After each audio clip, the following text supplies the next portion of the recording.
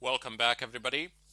Today we're just going to continue from where we left off. I am going to do a couple of things with Metasploit, and those will include making our reverse shells persistent on another system, and escalating privileges in order to do that, because we do need an elevated set of privileges to do certain things on a system elsewhere. Now I can just see the question in the discussions now. Can we actually do a remote desktop? Yes, you can actually have a desktop of another person being displayed on your own screen, but I strongly recommend against it. Okay, if you're doing this in LAN, fine, it can pass. But if you're doing this over the net, having a remote desktop is a waste of bandwidth. I mean, complete waste of bandwidth. Uh, I do not understand what is it exactly that you would like to see on their desktops. You can take screenshots if you want of certain things. If you need passwords, you can use keyloggers, which are embedded into Meterpreter. You just need to issue a command to log keystrokes. I don't know, stuff of a kind, but I really don't see the point of a remote desktop. If they're browsing something on the net and if they're watching something on the net, you can obviously see the addresses of what you can see the IP addresses of what they're visiting on the net, and not the IP addresses, but you can also see the domains, and then you can just copy them into your own browser and have a look at whatever you want to see almost in real time. I know that would be a bit of a drag, but believe me, it saves up on bandwidth, and if you do a remote desktop over the net, you are very likely to render the other person's web browsing experience practically inoperable. They won't be able to browse the web. I mean, they will, but it will be very slow unless they have a really good connection. And unless you have a really good connection, you won't be able to do that. Try running TeamViewer and you will see that it's not the fastest of applications out there, not because of the way it was built, but because of the amount of information that is passing from in between 2 points. Anyway, you should have pretty much the same setup as from the previous tutorial. You should not have closed anything. I sincerely hope that you didn't. It doesn't matter if you did, you can just repeat it. Here, we're going to go ahead and open up our shell. So just do the same things. It's still running, I believe, on my Windows 8.1 machine. And let's see, will it actually work out here? Uh, or, hold on. Oh, I already have it running. So it's working. And let me show you how is it working. I'm gonna go over these commands with you. Don't worry about it. I just want to get into the Meterpreter now. Excellent. So we are now in the Meterpreter. Let me just prove to you that I am in fact in a Windows machine. So cd there you go. These are obviously Windows files. Well, cygwin. I even have that installed on my Windows machine. Amazing. Doesn't really matter. Anyway, now you can see that I am in my Windows machine. I've just closed the Meterpreter. I've actually placed my Meterpreter shell into background, and that is something that you can do and that you will be forced to do over during certain hacks, primarily because you will want to do other things with that session. You will want to open up a session, and then you will want to do different things to that session. You want to pass that session to different exploits so they can use it as well, and you obviously can't do that like this. So what you would do is put it in the background, but before we do, just go ahead and type in help. This is gonna give you a list of commands. This is a very nice command. Get system attempts to elevate your privileges, but this doesn't really always work. And here you have webcam commands. I mean, I can't do this demonstration on a wireless machine, on a virtual machine, but you can do this is physical. This is only for physical machines unless you have a USB camera or something of a kind. It's not really that hard. You just type in run and then one of these commands. You will see later on. We will do something. We will use some of the commands, not for webcam, but we will use some other commands. I do believe that it is just run and then this, and the rest will simply fall onto the system. The system will be able to do the rest. Anyway, so you have these things. You can take screenshots. You can start capturing keystrokes, stop capturing keystrokes.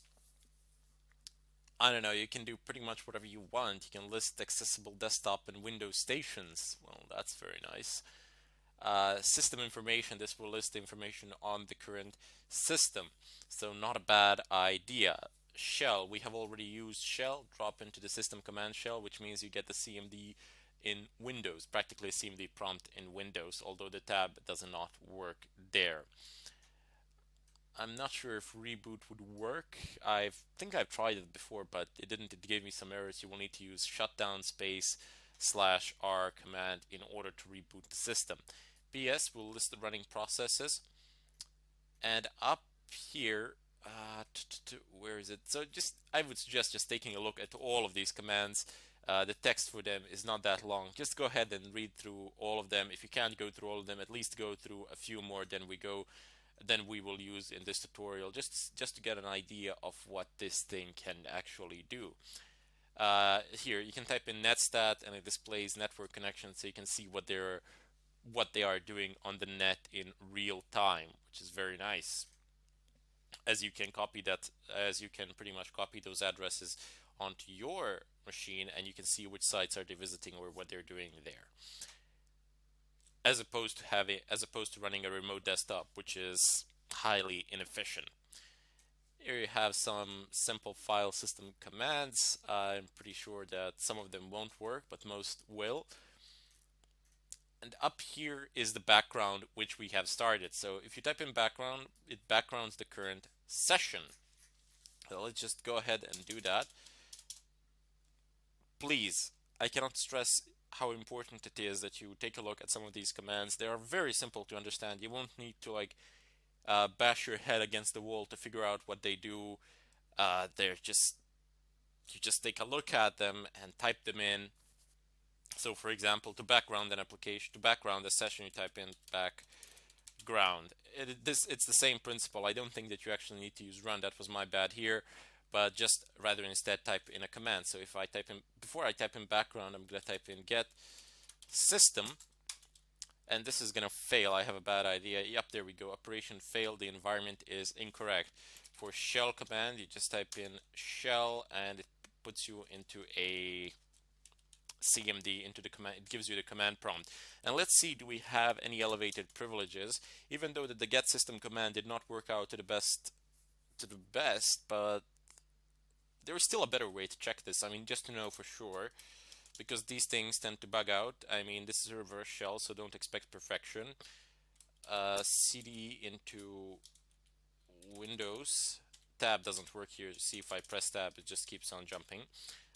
System 32 and nope, CD Windows System 32. Am I right now? Okay, there we go. Now we're gonna try to make a directory here. So mkdir test, does this work? No. mkdir test access is denied. I cannot make a directory here, so proof enough. Anyway, we're gonna now background. A tab does work here to finish your commands. Backgrounding session 5, and you see it exits out of the interpreter. It doesn't exit out of the interpreter, but it puts it into the background, and in your foreground is your MSF console. Now you can type in sessions-help to get a list of help commands for sessions. You can also type in session-l to get a list of running sessions. You can have pretty much as many as you want here, as many as your system can handle. To get back into a session, type in -i and type in the number of the session, the ID, press enter, and there we go. We are once again into the interpreter session number 5.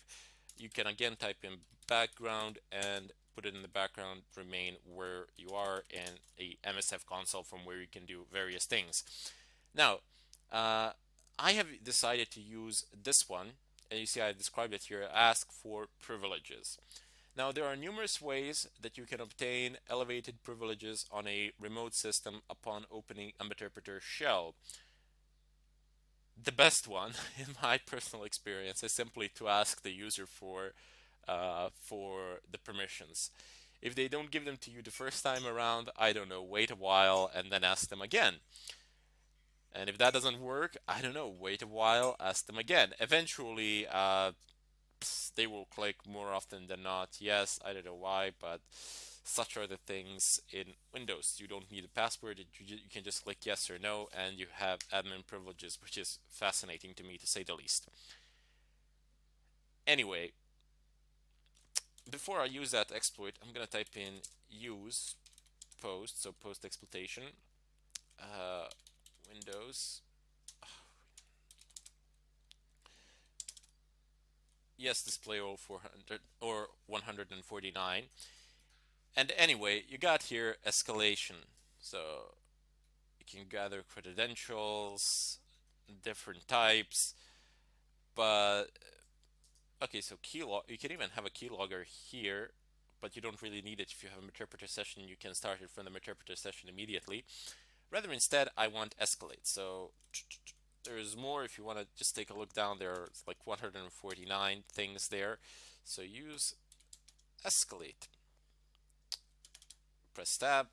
Excellent. So we got like drop link, get system, golden ticket, screen unlock, KBD layout. Actually, I don't know what this one is. Anyway, you can use get system as well. That one is being used by your interpreter if I'm not mistaken, but that doesn't always work. That's why I said it's the best thing you can do. I just wanted to show you some other ways of escalating privileges, so you can use pretty much any one of these in pretty much the same way as I am going to use this one. There is little or no difference. If you get stuck somewhere, feel free to ask. So use exploit Windows local, exploit Windows,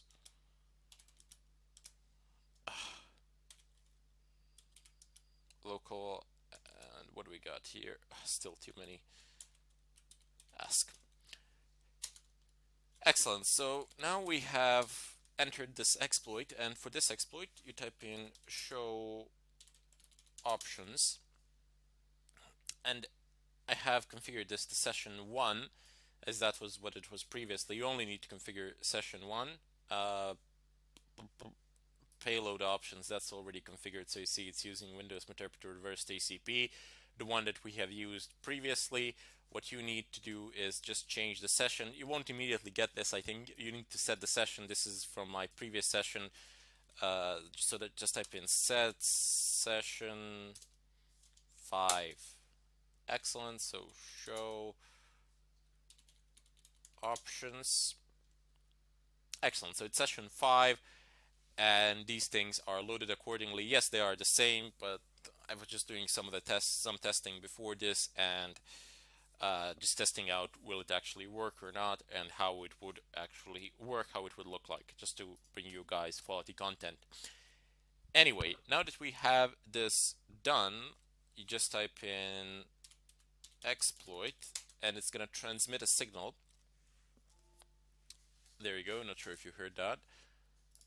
If we open up our Windows machine, you see it user account control. So you're basically asking the user for the control. If you want, sure, type it yes or no. But even people sometimes by mistake will click yes, and then they'll be too lazy to reverse it or anything of a kind. That's just one of the ways, but there are others, as I have showed you. You can use them in pretty much exactly the same way. Now it says Meterpreter session 6 opened. It has opened up a new session, and this Meterpreter has elevated privileges. Let's see if that is true. Get system. What? Get me help. Ah, yes, of course. Exit. Get. Okay, got system via technique 1. It does actually work, no problems. And now we can do shell and see, can we actually make a file in Windows System 32? Apparently we should be able. So mkdir test has been created. A subdirectory or file test already exists. Okay, fine. Mkdir test1. So it does actually manage to make it. So if I type in del test, are you sure you want to? Yes, I'm sure. Del test1, sure you want to do that? Yes. So we can manipulate files in system 32, which means we have pretty much full control. If we can place files and run them from there, uh, we are omnipotent pretty much on the system. Anyway, let's go ahead and exit this, clear the not exit but background, clear the screen. Anyway, that was a process, one of the processes which you could have used to elevate privileges, but there are other ones that I've showed you, and you can use them in pretty much the same way as I have used this one. You just pass the session ID, and then just if there are some other parameters that are required, just type in show options like this, show options, and it tells you here is something required or not. So it says session 5 is required, sneak exit, and this should be configured by default, but you only need to have a session here, so you can see what fields are required and not. You basically just type in set and type in the name of whatever you wish to set. That's it. No problems there. However, again, if you encounter problems doing some other stuff in Metasploit, please do not hesitate to post it in the discussion section on Udemy, and I'll be more than happy to attempt to assist you. In any case, I bid you farewell until the next tutorial, where we will make a persistent shell, so every time a machine resets, we will gain an opened reverse shell over here. Anyway, until then.